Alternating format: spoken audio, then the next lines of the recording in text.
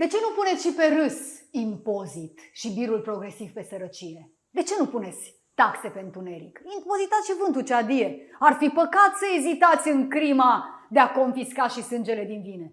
Continuați prăpădul cu ardoare și răul ce vă face atâta bine.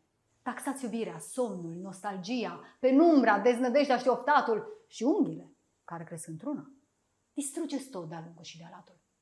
Nu-i logic să nu puneți niște biruri pe nou-născuți, ce nu știu cum îi cheamă.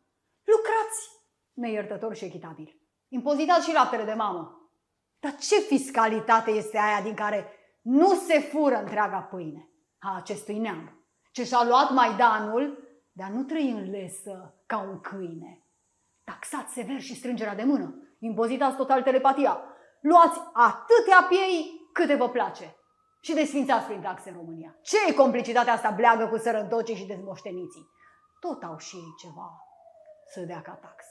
Treziți-le revolte și ambiții. Voi nu vedeți că omul mai respiră?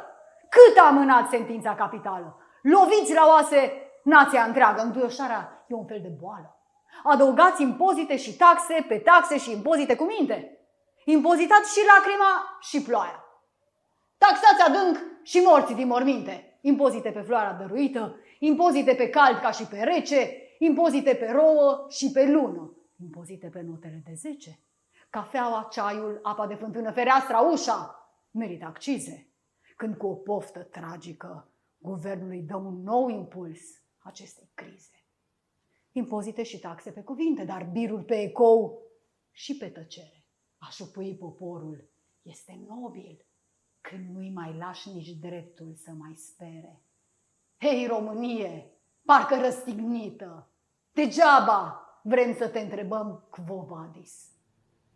Nici să trăim aici nu-i cu putință, nici să murim acum nu mai e gratis.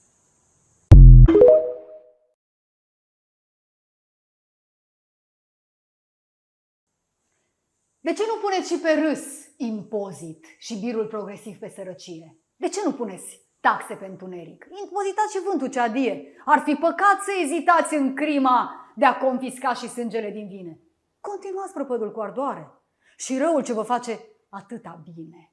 Taxați iubirea, somnul, nostalgia, penumbra, deznădejdea și oftatul și unghiile care cresc într-una.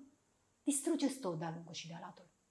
Nu-i logic să nu puneți niște biruri pe nou-născuți, ce nu știu cum îi cheamă. Lucrați neiertător și echitabil. Impozitați și laptele de mamă. Dar ce fiscalitate este aia